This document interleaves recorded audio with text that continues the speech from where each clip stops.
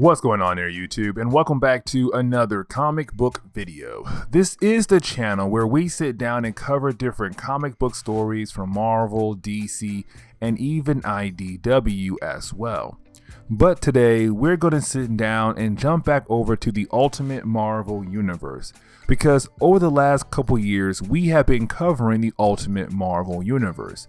But today we're going to sit down and actually cover another book from that universe, and we're covering Avengers 3, Ultimate Avengers 3. This is actually the last Avengers book in the Ultimate Marvel Universe, the Black Ops team that S.H.I.E.L.D. have put together, and Nick Fury is in charge of this team.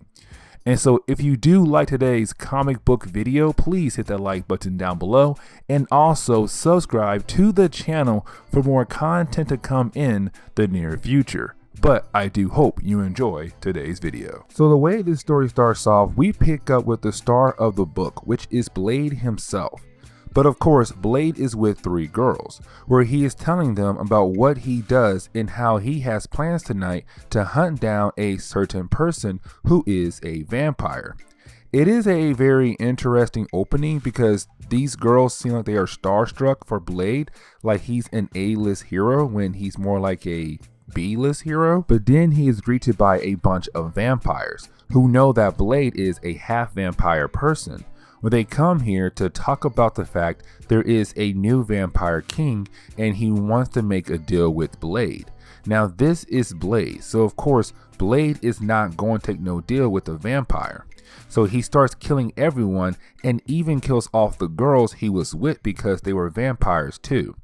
It is literally a slaughterhouse, but we see that one of the vampires is able to get away. Of course, you have Blade follow this vampire, where he does end up killing this vampire off at the very end.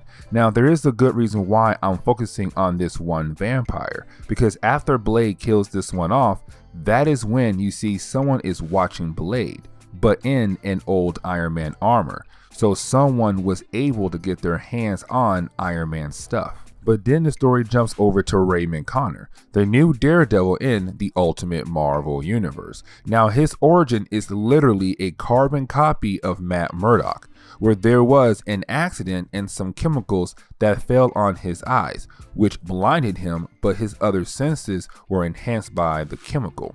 That is when he is greeted by none other than Stick himself.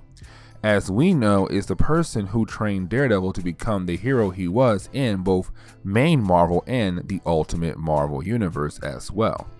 But Stick tells us and Raymond that Matt Murdock was part of this order to stop something, but with him dead, Raymond is going to be the new replacement. Except the problem is that on the first night Raymond was out as the new Daredevil and wearing the classic Daredevil outfit from the 1960s, well, he was looking for Stick, except he finds Nerd Hulk actually biting down on Stick because somehow Nerd Hulk has turned into a vampire as well. We don't know how, but he turns Stick into one, and then we see a bunch of other vampires turn Raymond Connor into one as well. And so there goes the new Daredevil already. Of course, with that happening, you have Nick Fury calling the Avengers, but he only calls in Hawkeye and Monica Chang, who is the ex-wife of Nick Fury, where he tells the team that someone is taking out heroes in the city, but also someone just took out Nerd Hulk. Means that it is time for them to move out, except you have Captain America say that he is going to join the team as well. Now the story does jump back 24 hours ago, where we see Nerd Hulk visiting Captain America. He asks Captain America about leaving the Avengers and joining the Ultimates because the Avengers are more like a Black Ops team and the world does not know about them. When it comes to the Ultimates, they are well known and the heroes get the chance to be out and interact with the world. He hates being stuck inside the Triskelion, but Steve Rogers tells him no because he's a Hulk and the world is scared of the Hulk. Also, the fact that Nerd Hulk can't fight either, and so he would not be a big help to the Ultimate. This leads to Nerd Hulk thinking that he is going to show Captain America that he can be okay in the public, that people will accept him when they see him out. But of course, when this man leaves the Triskelion and then goes into the city, of course people are confused about what in the world a Hulk is doing here. Also, the fact that this man jumped out of the sky and this Hulk being able to talk, that is something that would freak anyone out. And this is proving the point of Captain America is right, that the world would not accept Nerd Hulk in the public. Of course, this is where we see this mysterious person in the Iron Man armor, who is not Tony Stark, come after Nerd Hulk. Now we learn that this is the one who's behind all of the attacks on the superheroes with the vampires, where of course we see this person tell his vampires to attack Nerd Hulk, and he helps them out with taking down Nerd Hulk, where the fight ends with Nerd Hulk turning into a vampire. And that is how Nerd Hulk was turned and being able to grab Raymond Connor in the present day to turn him into one. Now we get back to the present day and we pick up with Blade torturing a vampire for some information on who is the big mastermind behind all of the attacks with the vampires, where we learn that this person was someone who was recently bitten 3 weeks ago. Fast forward from that point to the present day, this man was able to get all of the big leagues of the vampires to come work under him as one big team. His goal is to then turn superheroes into vampires, and that will help him rule the world. But then we pick up with the Avengers team in the sewers, where they are using the tracker inside Nerd Hulk to help them figure out where he could be. Well, when they think they are closing in on him, that is when they are greeted by Raymond Connor, who's pretending to be injured, where of course Steve Rogers falls for it and goes to see if Raymond is okay, only for then all the lights to get knocked out. And just like in any scary story, that is when you have the heroes turn the lights back on to see that Captain America has been bitten, and when they look behind them, well, they see the same person in the Iron Man armor with a small army of vampires to bring down the Avengers right here in the sewers. Now, this looks like the Avengers are about to become dinner for this army of vampires, because you have them try to shoot the person in the Iron Man armor, only to have him deflect the bullets. But the person in the Iron Man armor was not expecting the fact there was a second team of regular SHIELD agents to come in from behind them, plus a third team as well. So they know they have to escape. So you have our mysterious character tell Nerd Hulk to make a hole in the roof, and they head out the hole to fight the Avengers later on. The Avengers don't follow, so they can take Steve Rogers back to the hospital. And so you have the Avengers being able to get Captain America to the Triskelion hospital, and we see that Nick Fury is trying to keep information from Carol Danvers about what happened to Captain America. Remember, back in Avengers 1, that Monica Chang is a spy on the Avengers team for Carol Danvers, because she knows that Nick Fury wants his old job back. Except Nick Fury made sure that there is no way possible that any information about what Nick Fury is planning will get back to Carol Danvers.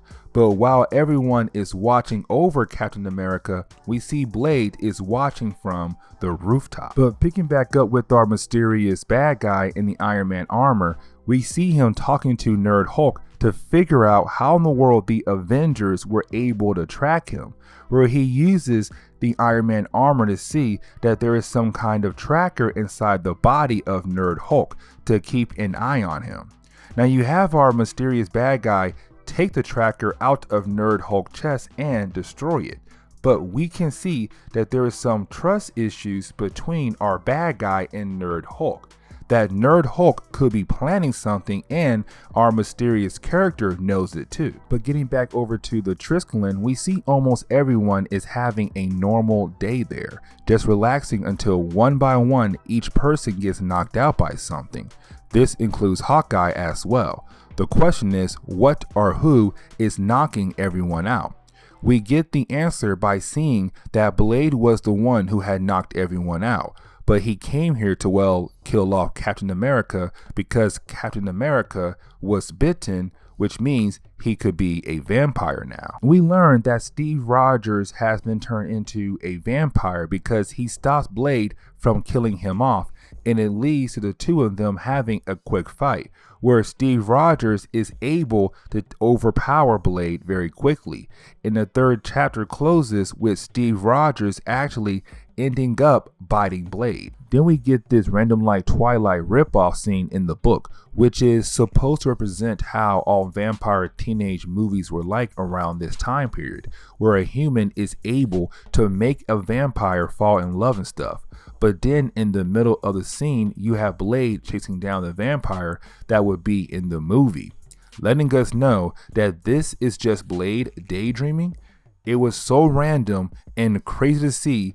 I just had to mention about how this scene was in the book. But getting back to the moment where Captain America had just bitten Blade, we see Blade tell Captain America that biting him is not going to do anything, since Blade is already a half vampire person. And so you have Blade go ahead and shoot Captain America away. Except when he goes to kill Captain America, Monica Chang stops Blade by shooting him. And with Monica and Blade dealing with each other, that gives Steve Rogers the chance to escape. And then you have Monica Chang just go ahead and knock out Blade to hold him captive. But then a couple hours have passed by, and we see that S.H.I.E.L.D. has called in both Tony and Gregory Stark to figure out what could be taking down the superheroes in the city.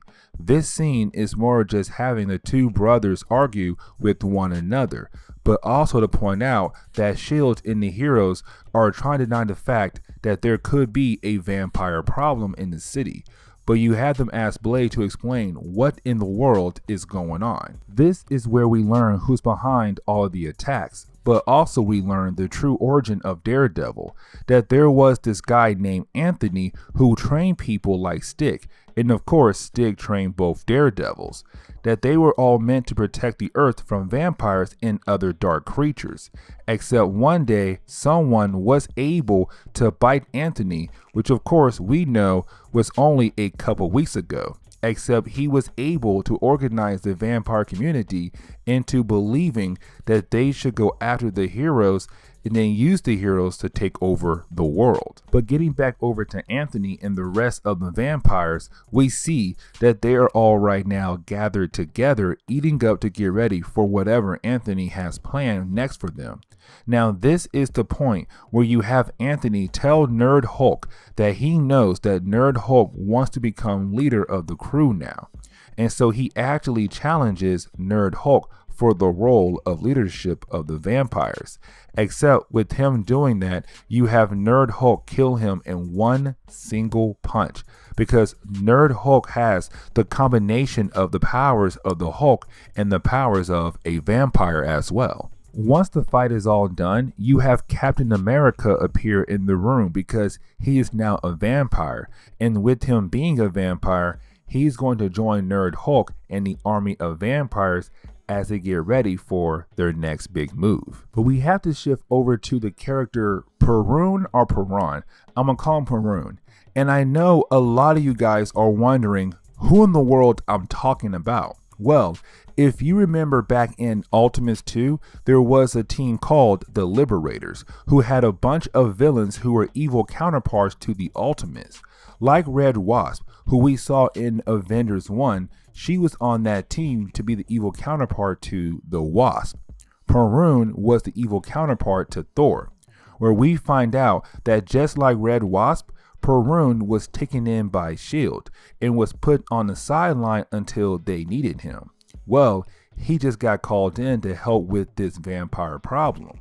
Oh yeah, his hammer can teleport him and objects with him as well. And that is very important to remember. But you have Perun meet up with the rest of the Avengers, and so now he's part of the Avengers or part of the Ultimates team.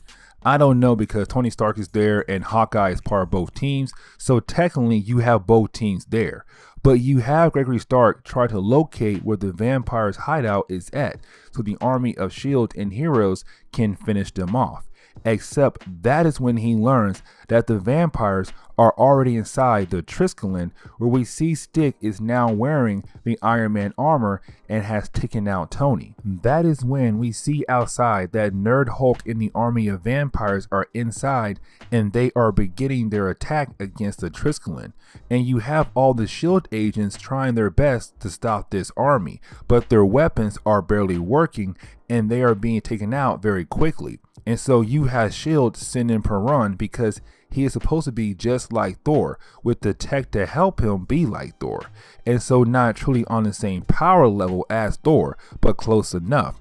And you have Steve Rogers go and fight Perun on his own. Now this is how the 5th chapter closes, where you think that Perun could give them that edge, and he was actually being able to take on Captain America on his own for a while, except you have Nerd Hulk come from behind and snap the neck of Perun. And so we do get the return of Perun, and this man is killed in literally about 18 pages later.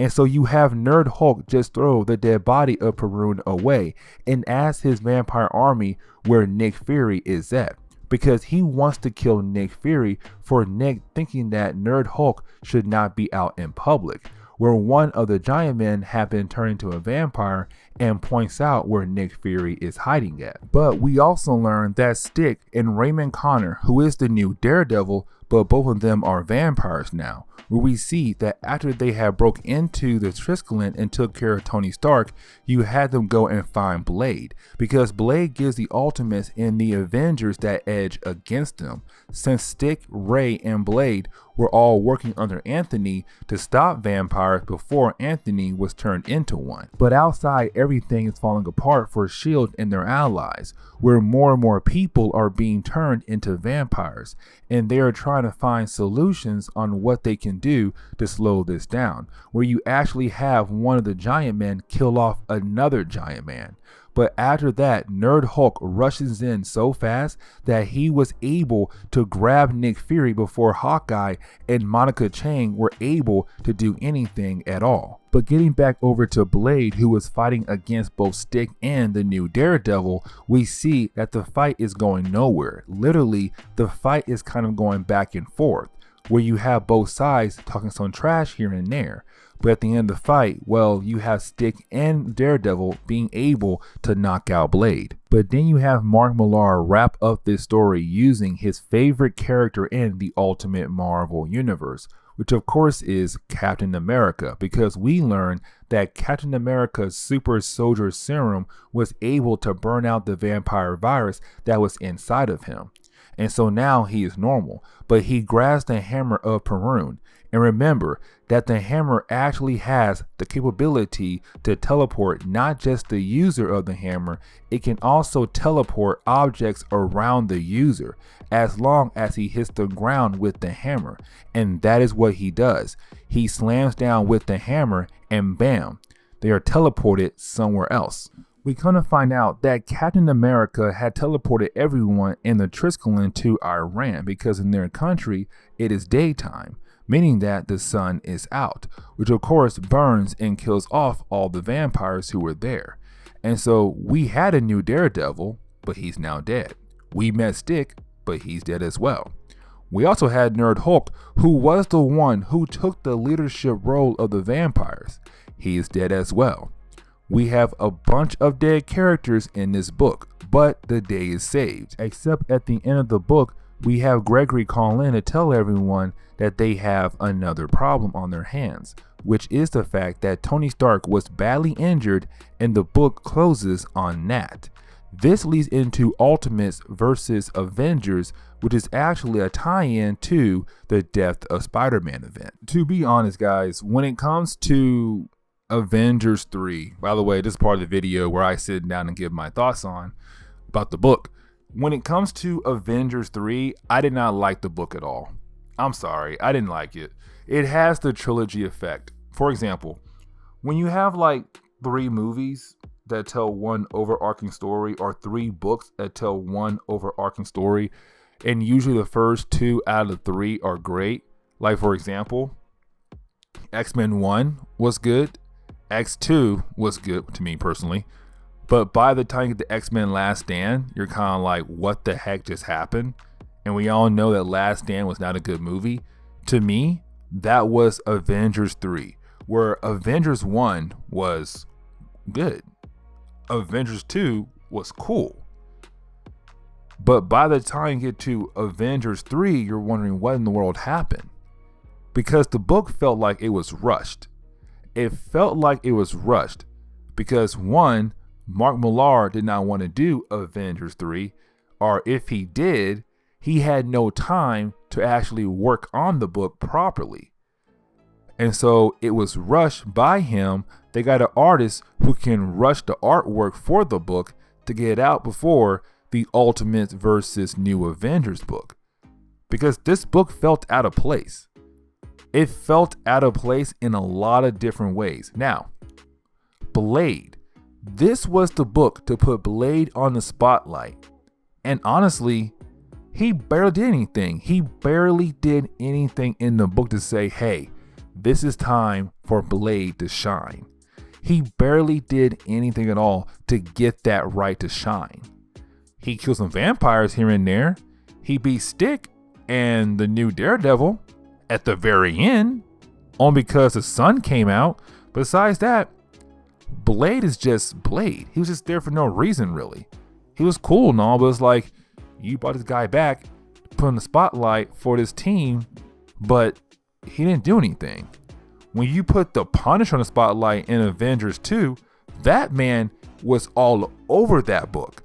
And he had a lot of good moments. For Blade, though, he had one good moment in the beginning of the book, and that was it. Besides that, he's just, I'm Blade. I'm here. What's up? Yeah. That was it for Blade the whole time. So yeah, guys, I did not like Avengers 3, to be honest, but hey, that's my own personal opinion. But anyways, y'all, please leave me a like down below and also subscribe to the channel for more content to come in the near future. Also, any suggestions on books I should read, well, please let me know in the comments below, because you never know, your suggestion could be a future video down the road. But I'm out, y'all, and I will see y'all next time. Later.